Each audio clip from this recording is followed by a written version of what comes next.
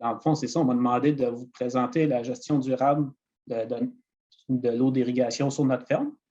Euh, Dans le fond, je vais commencer par faire une petite description de l'entreprise. On a une superficie cultivée d'environ 480 hectares. Nous sommes spécialisés dans la production de pommes de terre de semences. On fait des rotations sur 4 ans. Donc, après les pommes de terre, on ensemence du maïs grain conventionnel, suivi du soya IP et du blé de consommation humaine. Après la récolte du blé, on ensemence aussi un engrais vert. Environ 85 de la superficie cultivable est sous irrigation. Dans tous les champs ensemencés en pommes de terre, on a l'irrigation. Il reste quelques systèmes à installer dans certains champs avant qu'on commence à les ensemencer en pommes de terre.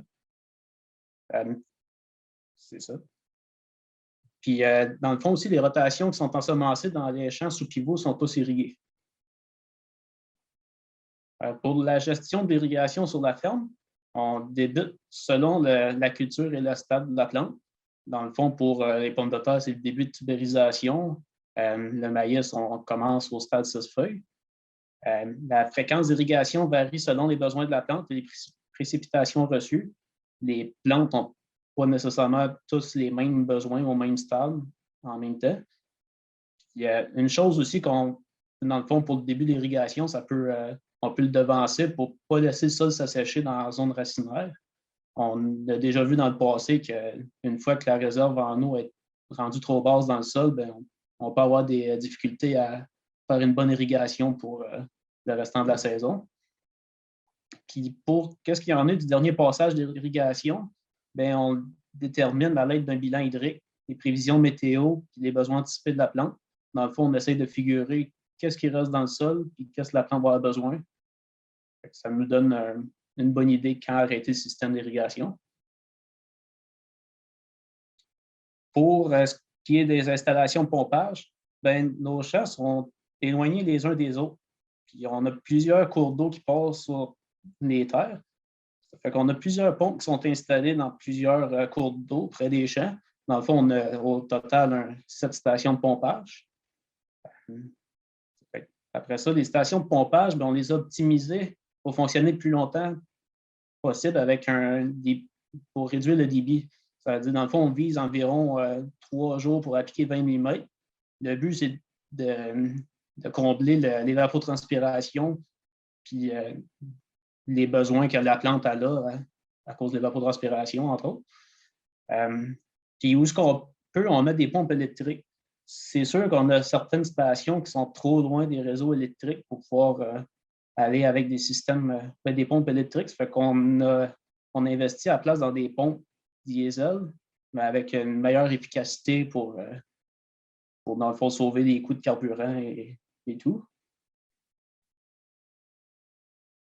Dans les équipements qu'on utilise pour l'irrigation, ben, on a 13 pivots sur la ferme, 4 rampes frontales. On aime bien ces systèmes-là car l'application est uniforme. Chaque buse a son régulateur de pression et un régulateur de débit. Ça veut dire, dans le fond, il n'y a pas de variance trop dans le système, même s'il y a une variation de pression un peu à l'entrée d'eau. Ces systèmes fonctionnent à basse pression, donc on utilise moins d'énergie pour appliquer la même quantité d'eau. L'utilisation est très facile. Le système il est toujours prêt, ça veut dire ça fait que ça veut dire que c'est facile aussi d'ajuster la précipitation. Si on a une probabilité de pluie, on peut appliquer une précipitation moins importante pour éviter d'avoir trop d'eau dans le sol, mais quand même que les plantes ne manquent pas d'eau d'ici le temps que la pluie arrive. Puis aussi, on aime ça à cause qu'il y a moins de perte d'eau par le vent, l'évaporation. On peut irriguer même ce qui vente un peu, puis on peut irriguer de jour autant de nuit. Ça fait que ça nous permet justement d'avoir les pompes qui roulent longtemps, mais un débit plus faible, avec moins d'impact sur les cours d'eau. Puis aussi, vu qu'il y a moins de perte d'eau, ben, ça l'aide beaucoup pour améliorer l'uniformité des applications de l'eau. C'est sûr qu'il y a quelques petits désavantages. Il y a des coins de champ qui sont des fois pas irrigués. C'est quand même minime. Les pivots peuvent être configurés avec des longueurs différentes. Puis, il y a le canon aussi qui peut donner un bon coup de main pour éviter les coins non irrigués. Il y a des champs avec des géométries plus spéciales. Des fois, ils sont faits trop en long ou vraiment, il y a pas, les bordures sont trop croches, qu'on ne peut pas vraiment mettre de pivot dedans. Puis le coût d'installation, des fois, peut être plus élevé que d'autres systèmes. Nous autres, on a réussi à le justifier sur notre ferme à cause qu'on irrigue nos grandes cultures avec pour nos rotations. Puis aussi, on a pu avoir une subvention pour, dans le fond, implanter ces systèmes-là, vu qu'ils fonctionnent à basse pression, ils ont besoin d'énergie. Ça veut dire qu'on était capable d'aller chercher la subvention de l'efficacité énergétique du MAPAC. Ça a aidé beaucoup pour l'installation des systèmes. D'autres systèmes qu'on utilise sur la ferme, c'est les enrouleurs. Dans le fond, ça permet d'irriguer les champs aux formes plus compliquées. Le même équipement sert pour plusieurs champs. La seule affaire qu'on aime moins un peu avec ça, c'est que c'est affecté par les conditions météo.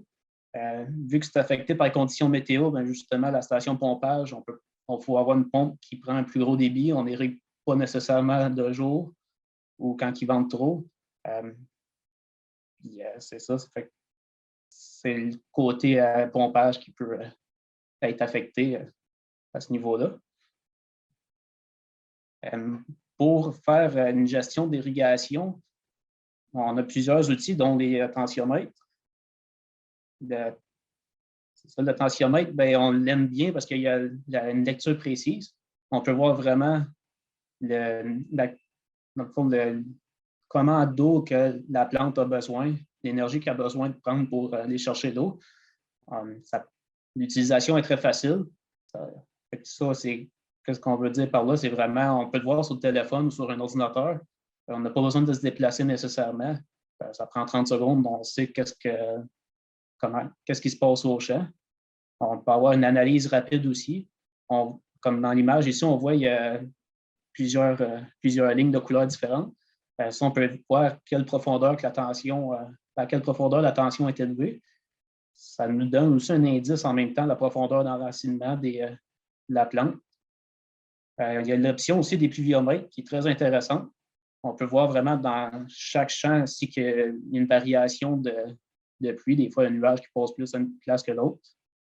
Puis aussi, ce système-là, bien, il est adapté à plusieurs cultures. Comme on voit ici dans la photo, c'est dans un champ de soya. Ça fait qu'on en met un petit peu partout, puis ça nous aide beaucoup. Un autre outil qu'on a, c'est la station météo. La station météo, elle, nous permet de calculer l'évapotranspiration. On a plusieurs données météo qui sont facilement disponibles. Encore là, c'est disponible sur le cellulaire ou sur le site Internet. Ça, c'est encore un système d'ortho. Aussi, qu'est-ce qui est fun avec ça, c'est que c'est utile pour d'autres opérations sur la ferme. Ça peut être comme il y a l'humidité relative de l'air, ça veut dire on peut regarder pour gestion d'entreposage des grains d'un silo. On peut servir aussi pour les vents, voir si ils vendent trop pour faire des applications de phytosanitaires.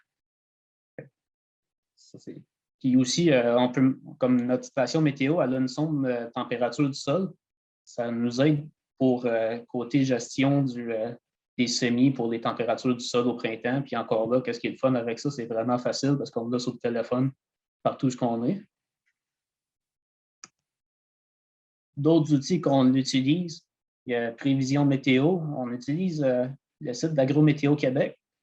Qu'est-ce qui est intéressant avec ce site-là, c'est qu'on peut voir, dans le fond, ça donne une idée de l'indice d'assèchement. Il y a une prévision d'indice d'assèchement, dans le fond, qui vont nous dire les prochains jours si c'est séchant ou pas. On se sert aussi d'un bilan hydrique qu'on fait sur l'ordinateur. On a des systèmes de surveillance pour les pivots et enrouleurs. Dans le fond, les pivots, c'est la plateforme MasterRain. Ça, c'est pratique parce qu'on peut voir où le pivot est rendu dans le champ, puis ça nous envoie un alerte par message texte si il y a un pivot qui est arrêté ou un problème de pression.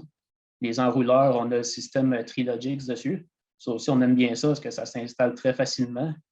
Puis ça nous avertit aussi s'il y a un trouble dans le champ. Sinon, ben, on se fait un registre d'irrigation pour des déclarations de prélèvement d'eau. C'est très important, puis ça l'aide beaucoup d'avoir le registre.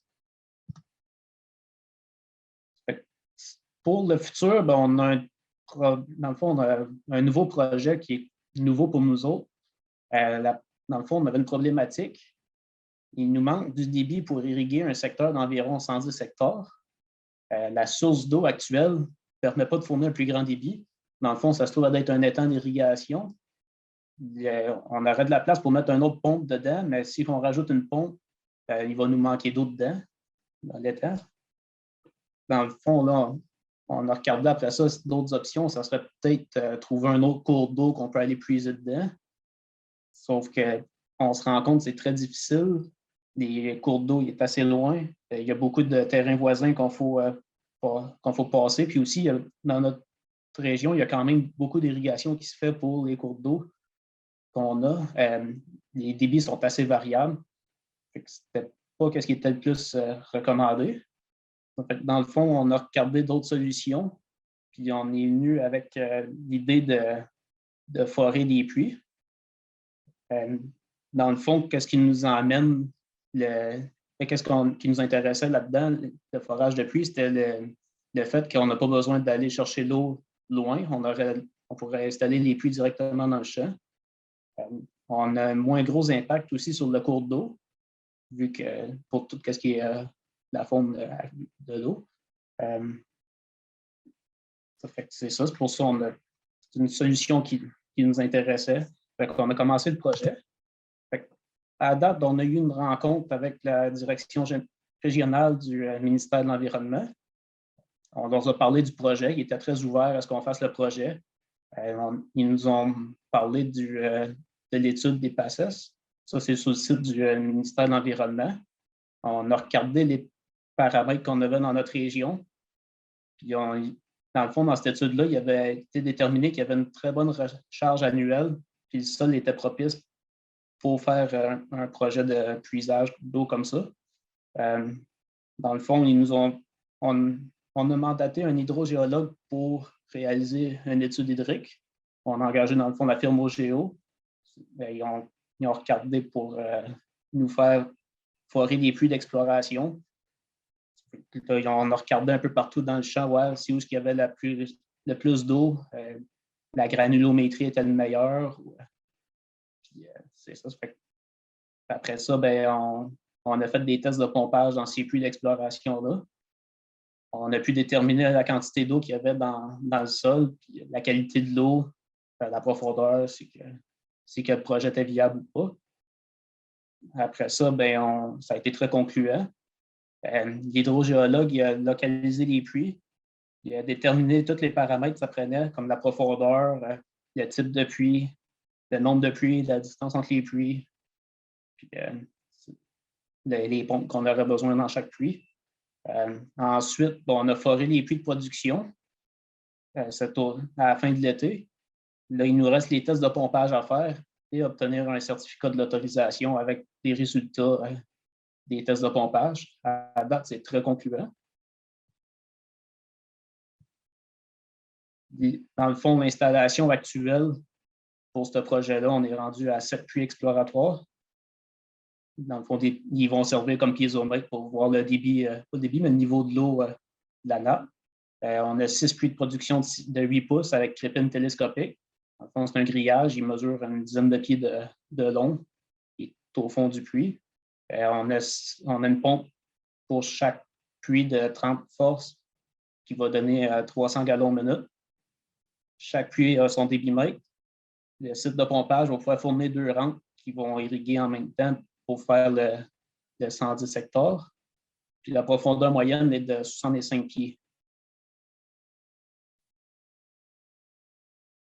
Je voudrais dire un gros merci à Riego, le partenaire de la conférence. C'est ça, il nous a aidé à réaliser nos projets depuis 2013. C'est lui qui nous a vendu les pivots et un enrouleur. Il nous a fourni aussi il nous a vendu des pompes diesel, les nouvelles qui sont plus efficaces, comme le type Tempo, que ça fait fournir aussi, ça fait fonctionner le pivot en électricité aussi en même temps. C'est ça, on aime bien aussi le service après-vente. Bref, c'est un très bon partenaire pour assurer le succès de l'irrigation sur la ferme. Est-ce qu'il y a des questions?